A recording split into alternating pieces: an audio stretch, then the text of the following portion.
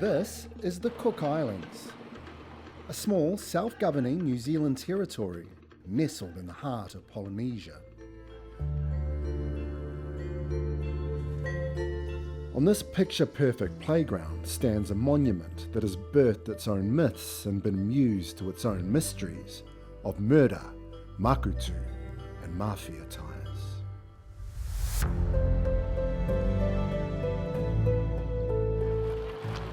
So, in a country whose economy relies heavily on tourism, why does this almost completed luxury hotel lie dilapidated, decrepit, and decaying?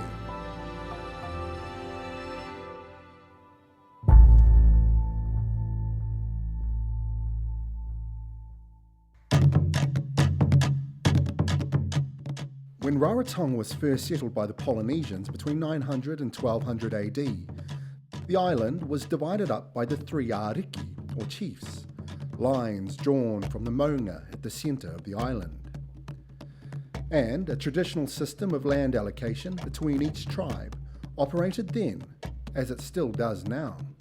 Basically, it's the feudal system. Chief, matayapos, rangatiras, that's how the land is allocated.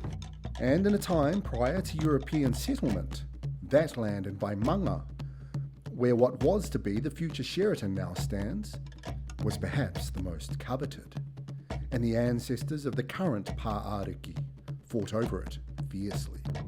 The history about that land is it belonged to Pa. He went to war with the first Ariki Tinamana in Uruti, and they went to war and he won. That land, he gifted all of it to the Mataiapos, except that one, he kept that one for himself. Land ownership is one of the worst things in the Polynesian culture. We will be friends today and we'll fight each other tomorrow over land. Who actually owned the land would always remain a point of dispute for rival clans, particularly the Mores. But in 1902, the then Pā-ariki officially claimed ownership as the Cook Islands set about establishing official land laws. At the time, you can lease a piece of land in Rarotonga for 99 years, but you can never sell it. You cannot partition and disown your own people from owning land. So that meant anyone with the means could lease land in the Cook Islands. And with a high export demand for cotton and copra, New Zealand settler William Wigmore jumped at the chance to lease this property to develop farms. And, unbeknownst to the Mores, who still claimed ownership over this land, a 99-year lease was granted to Wigmore by Pā-ariki.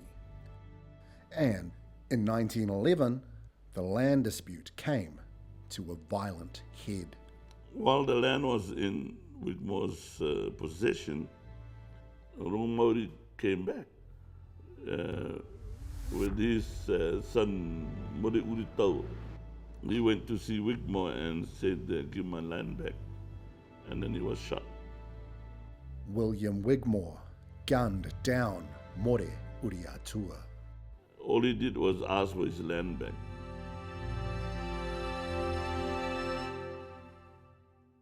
Metua a Uriatua, distraught over her father's death, placed a curse to condemn any business on the land to fail, unless it was returned to the Mores, in her eyes, the rightful owners.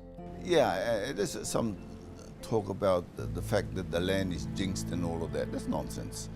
Everybody can make their own stories, but the reality is there was an altercation and this man was shot. And I think the old man Wigmore was convicted and served his sentence. So the lease remained with the Wigmores, the curse becoming something more of a myth than a matter of fact. Welcome to the island of Rarotonga.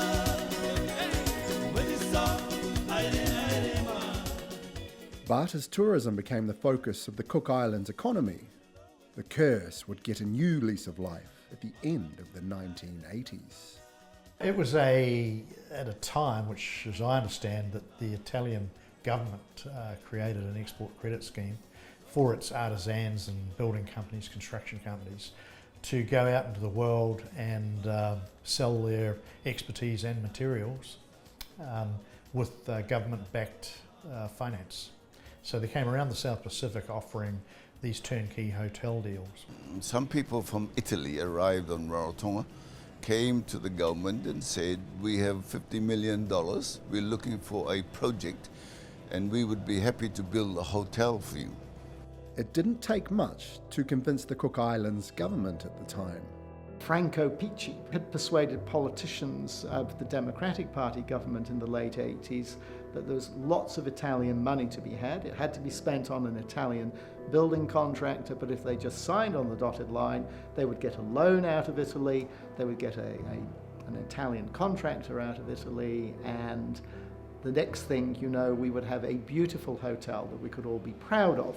The loan would be 52 million New Zealand dollars. So our government sort of said, yes, we'll take the money, we'll find you a piece of land. Well, after about 8 months, they have no land. So the Prime Minister rang me in Wellington and asked me to come back to Rarotonga and find the land for them.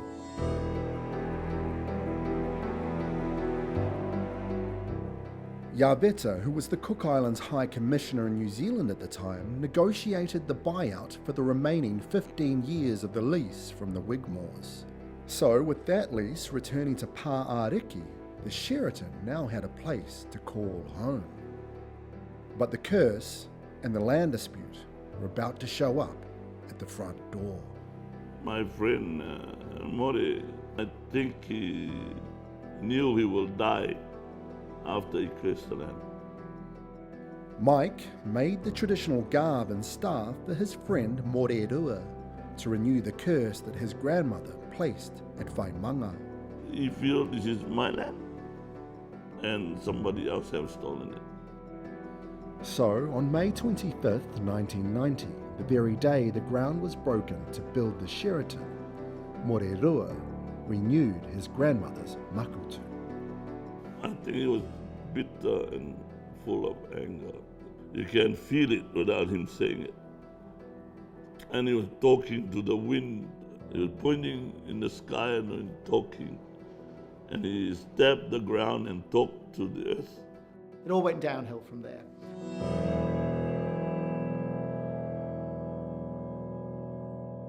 The original plan for the Sheraton was to have the hotel and golf course around it with condominiums. It went wrong a couple of times. On the first occasion, if I recall, was that the contractor was failing in their obligations. The builder, although we didn't know it at the time, was robbing Peter to pay Paul in terms of his building contracts, and it went broke shortly afterwards with very little to show for it other than a mound on Pāariki's land. Italian construction company Cecil Spa went bust before the foundations were laid, but not before they filled their pockets. The real problem is, why did our managers in Rarotonga allow them to draw something like $20 million before they went bankrupt? So when they left the scene, the whole project was already in trouble.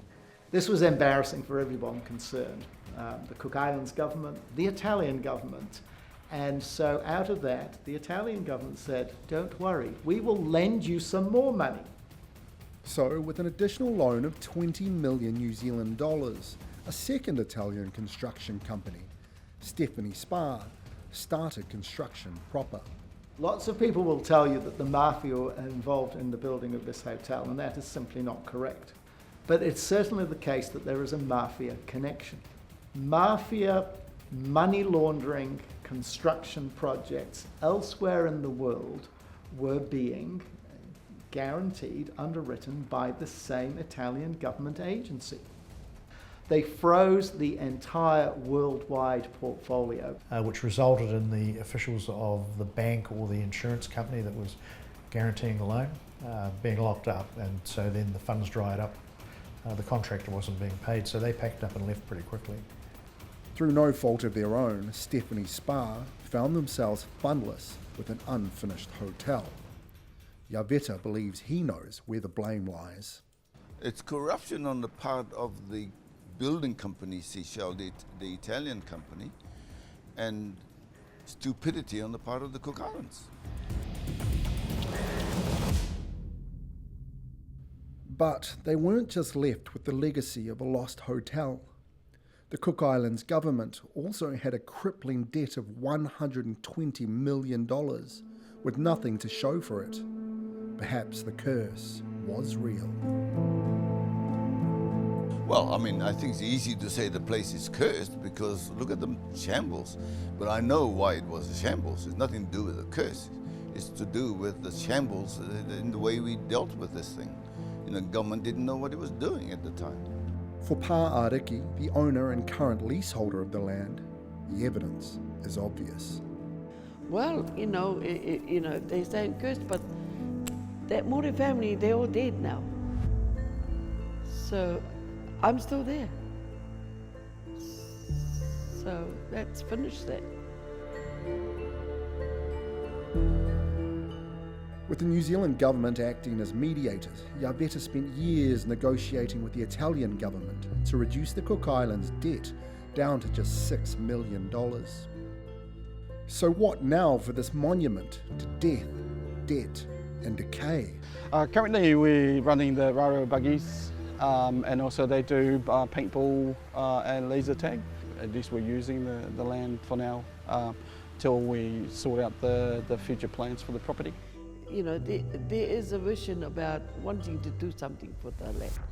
You know, we want to put things like a hotel, a rest home, a golf course, a botanical garden, or a place to walk at the back, that sort of thing. That's what my vision is for that land.